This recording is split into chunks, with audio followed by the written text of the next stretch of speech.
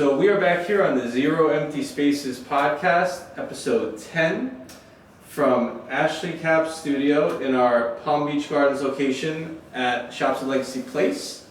If you didn't know about Zero Empty Spaces, we started an initiative to activate vacant commercial real estate to make affordable artist studio spaces at $2 per square foot on a month-to-month basis as arts advocates and community builders to support our local artists and to support our local shopping centers and commercial real estate. For more information, you can log on to www.zeroemptyspaces.com. But without much further ado, the point of the podcast is to connect you with the artists like her that make the project what it is and bring life, color, and vibrancy to our community. And Ashley does quite a bit of that. So without much further ado, why don't you tell us at a high level a little bit about Ms. Ashley Caps? Well, hello. Thank you for having me. I appreciate it. It's really nice to connect finally in person. I know we've seen each other's stuff on Facebook for a few years, so I feel like we've been doing a lot of parallel work. Amen. And in this time, lots of magical things are happening, so this is great. My name's Ashley Caps. I usually tell people who I am, which is that I'm a creative, intuitive, grounded thinker, a solid, strong builder, and a joyful, loving mother. That's who I am at my core. What I do for fun and passion, I'm a creator. I made a kid.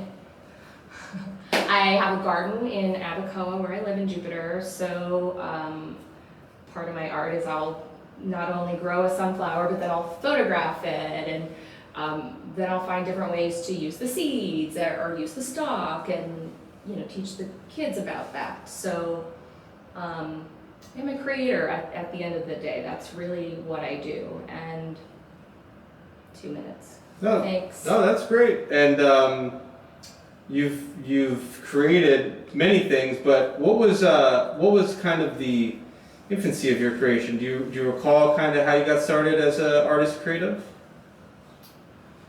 Yes, I do. I was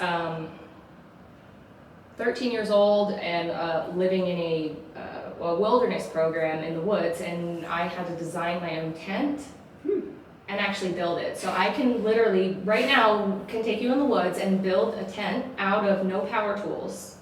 I can go in the woods, skin a tree with a skinner, we'll saw it down first, skin it, completely put a structure up that'll last for at least a year. And, it's great because it was horrible. It sucked so bad, it was hot.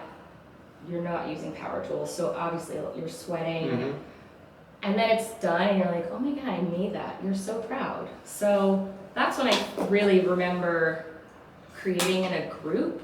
Prior to that, always. I just be in my room. I was an only child for a long time, so Interesting. I would read books and fantasize and create in my mind. So I think most children create. My very first studio that I've ever had in my life. Very excited for this, and I'll show you some cool things that I've made over the years. And this is one of them. It's a star quilt. It's handmade. Has a hole in it right now. It's damaged, but it's an example of something that I did when I was a lot younger. And it's recycled fabric. It's awesome. I also learned how to make doilies. I spent a lot of time with my grandparents. And I like hanging out with people that are older than me and younger than me because I learn a lot. And then I dyed it because I was teaching myself how to dye fabric. Then my friend Astro, hey Astro, he's an incredible artist, muralist out of France. He introduced me to Vasarely. We went to an art show. Became obsessed with him, and then I've been trying to learn his technique, which is awesome. And then of course, because I've done a lot of the mural stuff and watched everyone spray paint, so I'm obsessed with spray paint and the smell. I learned to cut my logo out at a stencil and just played around with spray. I have no idea what the hell I'm doing, and I don't care. I love it. It flows out of me. I go to another world. This is one that I've been playing around with too. I don't even know what medium it is at this point because I literally have used hot glue on here, and crayons and paint and spray paint. Something that I want to show you that I'm working on right now, I just started it last night, and this is what's really cool about this space, is Lisa is another fellow artist, and she also teaches. Well, I've had these brushes for years, and I just assumed that these, I paint in acrylic paint. Well, I've been using the wrong brushes. And I thought these were just these little cheapy brushes, but they're the acrylic brushes. And it all of a sudden gave me permission to paint. And after a week of being here and not creating anything, I started to play. And that's what I like about this space. Because I could easily Google how to do stuff, right? Like Lisa was showing me, so it gave me permission to dab, to dip my paintbrush in water. And then I saw that because I mixed ink with the paint, the ink made, roots like a tree. I wouldn't have done this if I was in my house. So that's what this space is doing for me, and I imagine it will do that for a lot of other creators that are here and visitors, and people that buy my art too. Amen. Thank those people. Yeah. Thank you, future art patrons. And previous. I have yet to sell anything. Okay, for future. I mean, I've done projects for different HOAs. Right. And things where I've, made shirts and things like that, but not a piece that's come from my essence. I have not sold one yet. Not yet. Yeah. I know you've been involved in a lot of great community projects. You've done some phenomenal stuff up here in Palm Beach County. What are some other things or ideas that you want to have come out of this space? Thank you for asking, and I want to continue what I was doing and what I've done in West Palm, in St. Pete and Naples, up here to Palm Beach Gardens finally.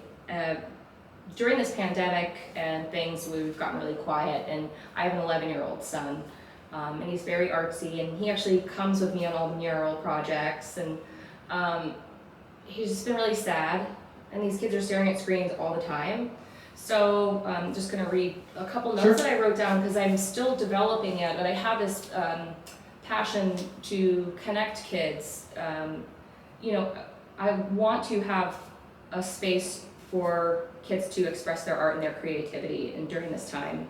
And I'm willing to donate part of my studio or studio time. I also have an extra little space that I'm paying for on the other side of the hallway to a student or two. That they don't even have to be an artist if they're interested in photography, dance, and if they want to come in and create with me a couple days a week, I would love that. I would love to donate my time, and I love support from the community. If anyone would like to donate paint, canvases, drop cloths, the canvas kind from Home Depot are the best. That's what I paint on all the time. Yeah, you just paint it with gesso, and it's literally a canvas. This is $13 for this whole thing. Mm-hmm. It's the best way, by the way. It's a great tip. Guys, go do it. You can also make curtains out of them. But I would love to donate my studio for that. And eventually, obviously we have to be mindful of the current climate, but my intention is to hold a space for people to come and express themselves. That's amazing. Yeah. And it's such a great opportunity for the kids. I know we talked about maybe trying to give some of the art students an opportunity to be like a docent in space, which is a really great opportunity to actually be in a real art space around real local independent artists so that they could learn from, interact with the public, which is another thing for kids so that they can maybe get past, if they're introverted or not. Mm-hmm. So kudos to you. For those that would like to follow you or find out more, connect with you, where can they find you on the interwebs or social media? So I am Ashley at gravityforgood.com. You can look me up, Gravity for Good, on Instagram. That's where you can find me. And you can find her in her studios in the Shops at Legacy Place, 11,300 Legacy Avenue, Suite 140 in Palm Beach Gardens, Florida. It's the former Woodhouse Day Spa, right in front of a beautiful piece of public art right here in the plaza next to Moe's. Next to Nukes and Sal's. Want to give a big thanks to Joanne Pollen of Pollen PR, who connected us after speaking with another big supporter of ours, Commissioner Andrea O'Rourke with the City of Boca Raton, who helped connect us with our first Palm Beach County location in Boca Center, she connected us with Joanne Pollan, who does the PR for the plaza. Joanne connected us with Trisha of Styles. Oh, that's how that worked. That's cool. It's a beautiful thing. Love So that. thank you, Commissioner O'Rourke, big supporter. Joanne, who was here today, connected us with Palm Beach Post, who Ashley is going to be featured in a nice story coming out this weekend. So that's great. And you can follow us on social media at Zero Empty Spaces. I'm Evan Snow at Evan Snow 13.